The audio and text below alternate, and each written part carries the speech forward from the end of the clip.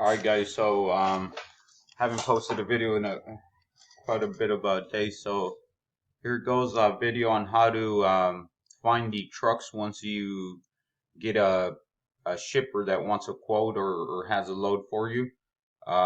If you guys have been making the cold calls, I'm pretty sure you guys have found out that finding the loads is really not the hard part. The hard part is getting a good rate and finding the capacity, right? So yeah, the market is very competitive. Prices are a bit low, but there is some good shippers out there, right? So, first thing that I don't want to say that you want to do because I'm not, I don't consider myself an expert, right? But first thing that I do that, that they showed me is, as soon as I get a quote, for example, this one right here, right? Let's see. What would it cost to get a dedicated truck about 14,200 pounds on 21 pallets from my location to Texas? All right. So first thing I would do is open up my load board, and then you're gonna want to post it. So remember, the load board is kind of like an advertisement board. And doesn't mean that when you guys see loads on here, it doesn't necessarily mean that it's an actual load, right? People are sometimes just hunting for capacity. So this this shipper here is out of McAllen, Texas. So what you want to do is post a load, treat it as if it was a real load. Shipper might even be kind of just trying to see where your pricing is at, right?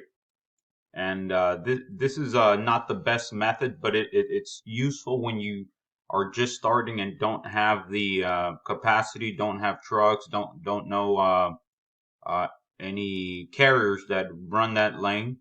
So I'll put it here.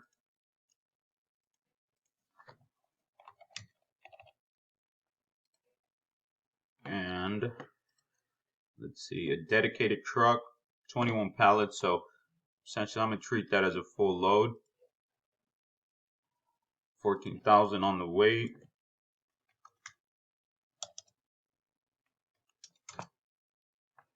All right, and you never want to post a rate, okay? So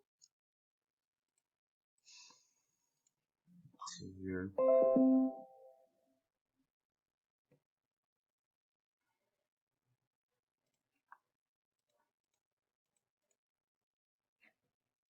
So that's it, right? You post a load. You don't have to post a commodity. Don't ever post commodity because that's exactly how you're gonna get your customer stolen from you, right? For example, if I were to post the commodity here, I don't know, nursery plants or um, I don't know, whatever the commodity is, right? What people will do is they'll go ahead and Google McAllen, Texas, shippers that move this product, right? And it's a good way to get your client in contact directly. So never post a commodity. I tend not to ever post a rate as well. So you will obviously today's Sunday, so I'm not gonna get any calls. Uh, but just in case, I'll post my phone number. Um,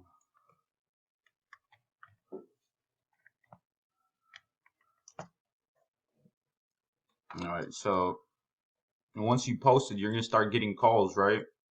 And depending on how hot that lane is, how many trucks are in that lane. So in this case, it's a 443-mile trip, so it's basically a little short haul. Once a truck driver calls, what I want to do is I want to check what the market is kind of going for, right? This is a shipper to carrier contract, so basically a shipper to a carrier will pay him 1,068. Shipper to oh no this yeah broker to carrier. So this is what the broker would pay the truck driver, right? So what I do is I'm always going to offer them at least like $200 under what DAT is telling me, right? So, and this is how the call would go, right? You get a call, they're gonna ask for information about the McAllen to Stephenville, Texas. So I would say, yeah, give me a minute, let me pull the order up. Um, yeah, load's still available. It's picking up out of McAllen, Texas, going to Stephenville, Texas. It's 20 whatever the let's see here. It's 21 standard size pallets, 14,200 on the weight, and I'm paying 800 to the truck on 443 miles. And then you just let them speak. They're gonna let you know what they want. They'll be like 9 times out of 10 they're gonna be like, oh no, I can do it for this much, etc. So now you got an idea based on their quote that they gave you. You have an idea now of what the market rate is kind of going for, right?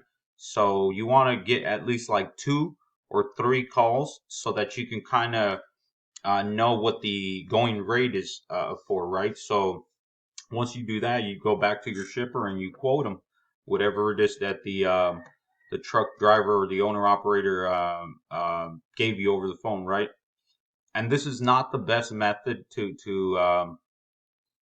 quote because like I said, the market's very competitive, and from my experience, I noticed that the the owner operators or dispatchers that call in regards to loads are pretty pricey, right? So it's just a good way to start building your capacity. And another thing, once they call you, they give you a rate. Um, you can obviously it's not a real load, but you don't want to tell them it's not a real load, right? So you kind of just let them know that w- the market is tough, right? So you can't be scared to just. I hate to say it, right, but you kind of gotta bullshit a little bit, right? So you can say something like, "Oh, you know what? I'm sorry, my buddy just got this load covered. I'll take it down. Sorry for wasting your time. Have a great day." But before you just cut them off or whatever, you want to always ask them if they run this lane. How often are you in McAllen, Texas? Do you guys have a truck out there constantly, or do you just happen to be there today, right? So you kind of want to make the best out of every call. So what I do is once they if they tell me, oh yeah, I'm in McAllen 2 3 times a week or whatever, you what I do is I create a little tab here in my Gmail, and then I'll add them to my Laredo or McAllen, right? So always want to get the